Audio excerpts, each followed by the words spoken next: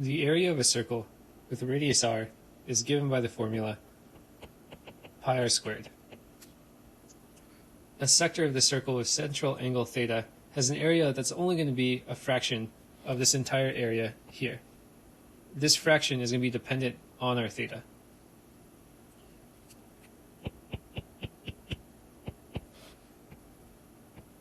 Then the area of a sector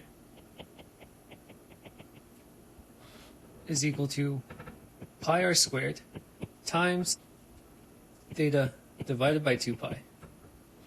Simplifying this, we get that the area of a sector of a circle is equal to 1 divided by 2 r squared times theta. Again, theta is measured in radians.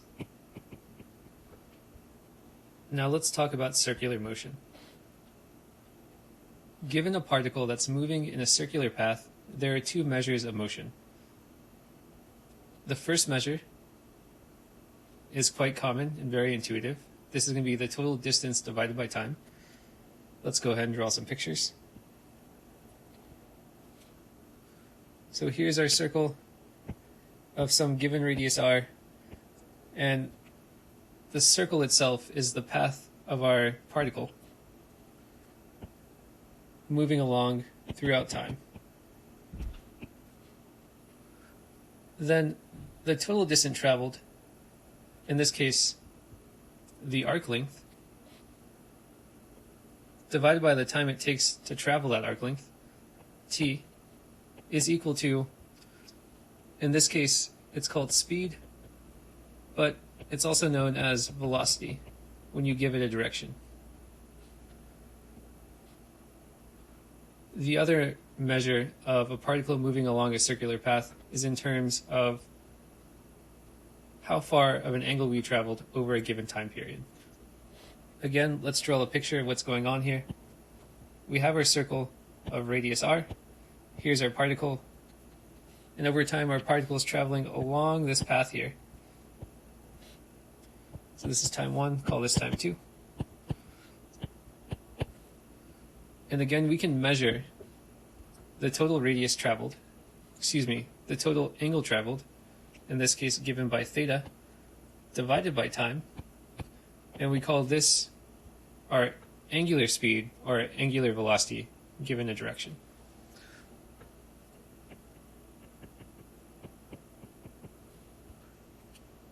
One strange thing is angular speed doesn't depend on the radius of your circle, only on angle and time. Let's try an example. Example 5. Suppose a particle rotates around a circular path with a given radius of 3 meters. If the particle completes 15 revolutions every 10 seconds, find the angular and the velocity and the regular velocity of the stone. Whoops, this should be 10 seconds. Let's first find the angular velocity. Again, the angular velocity, which we'll denote as w, is equal to theta divided by t. What we know is that this particle travels 15 revolutions every 10 seconds. Let's convert revolutions to radians. So 15 revolutions means that we're traveling around the circle 15 times, and that means we need to multiply this by 2 pi. This then is going to be given by 30 pi. Plugging this in, we get that this is going to be equal to 30 pi divided by 10 seconds. This is 3 pi rads per second. What this is saying is that every second we're rotating 1.5 times around our circle. Now let's find regular velocity. Velocity in this case is again given by total distance traveled divided by time. In this case, our distance is given by our arc length divided by t. Again, the time period is 10 seconds, So we just need to find what our arc length is. S is going to be equal to our radius times our angle theta. We found theta in the last example, and we're given that the radius is 3 meters. So this is going to be 3 times theta. Theta in this case was 30 pi, which means that this is equal to 90 pi meters. So 90 pi meters divided by 10 seconds, and what we're left with is that this is equal to 9 pi with the units of meters per second. And again, what this is indicating is that this is the length of the path that we're traveling per second. There's an interesting quirk in this example.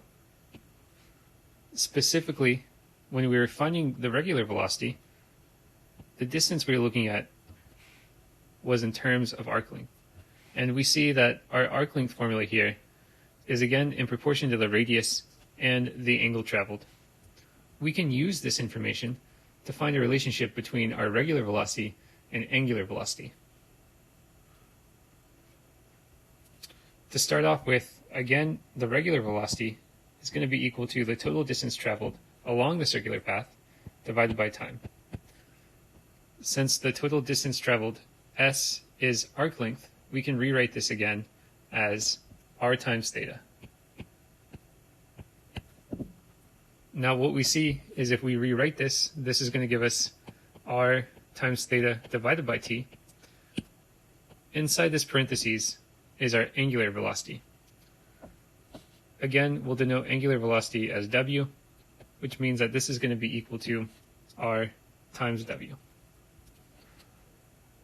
Again, this gives us a relationship between linear and angular velocity, which is regular velocity is going to be equal to the radius of our path times our angular velocity.